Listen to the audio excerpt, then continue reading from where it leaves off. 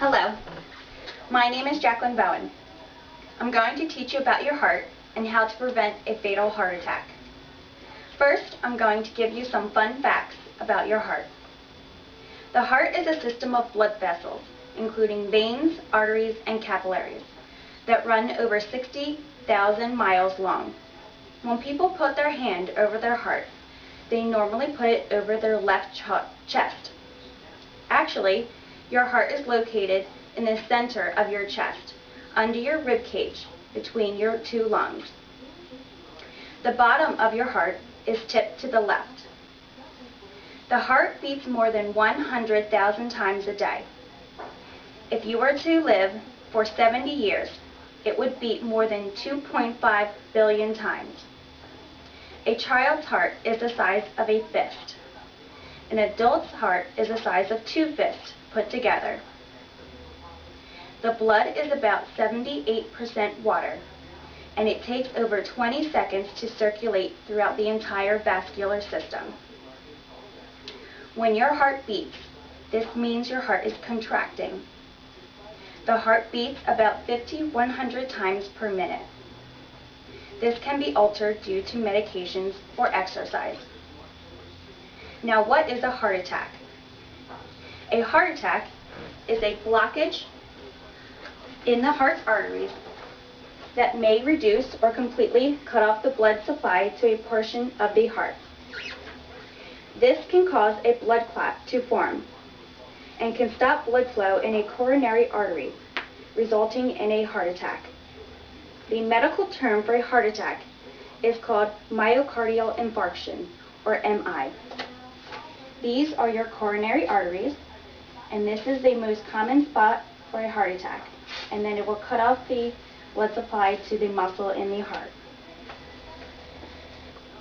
Warning signs include uncomfortable pressure, fullness, squeezing, or pain in the center of the chest, lasting more than a few minutes. Pain spreading to the shoulders, neck, or arms. Chest discomfort with lightness, lightheadedness, fainting, sweating, nausea or shortness of breath. Anxiety, nervousness or cold, sweating skin. Paleness, increasing or irregular heart rate. Heart discomfort is rarely a sharp stabbing pain. The textbook description of angina is a feeling of heavy pressure, tightness, or aching in the chest, usually accompanied by shortness of breath. The pain generally goes away when you stop exerting yourself, and it frequently isn't especially severe. Even a heart attack may not be unbearably painful at first. Permitting its victim daily seeking treatment is as much as 4 to 6 hours after its onset. By then, the heart may have suffered irreversible damage.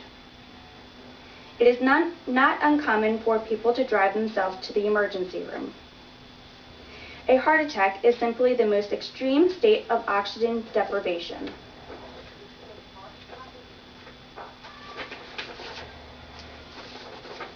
This is where I showed you over here. The oxygen deprivation will happen in the heart muscle. If the blockage in the artery serving the blood muscle within a few hours of the onset of the attack, it will be permanent damage. You can even have a heart attack without knowing it. 1 in 4 heart attacks produce no symptoms.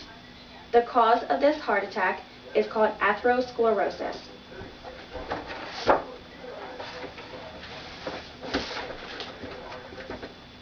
Atherosclerosis is a progressive narrowing of the heart's arteries from accumulation of cholesterol plaque. This is the cholesterol plaque on the outside of your blood vessels. In most instances, this reduction in blood simply generates a protest from the heart, the crushing, aching pain called angina, which we talked about earlier. The absence of pain, however, does not mean an absence of damage. The heart has a built-in reserve capacity, allowing it to suffer a certain amount of scarring and weakening from a heart attack and continue to meet the body's needs. For further ischemia or another heart attack, even a mild to moderate one, may prove fatal because this reserve capacity is no longer there. Even those who suffer another heart attack are at risk of becoming cardiac cripples, disabled by congestive heart failure, or arrhythmias. Arrhythmia is a heartbeat irregularity. It is never too late to take steps to prevent a heart attack. Taking medications can help reduce the risk of a second heart attack. These medications include blood thinners, beta blockers, angiotensin-converting enzyme inhibitors, and cholesterol-lowering medications. Lifestyle changes, in addition to medications, can help recover from a heart attack and prevent future heart attacks. These include not smoking, controlling certain conditions such as high blood pressure, high cholesterol, and diabetes, staying physically active, eating healthy foods, maintaining a healthy weight, and reducing and maintaining stress. I hope that you have learned a lot from my heart presentation. I also hope that these preventions can save your life. Even if you have no symptoms, like I said, you can have a heart attack. Just remember this fact. It is never too late. Take some preventions and start a healthy lifestyle. Any questions? Great, thank you.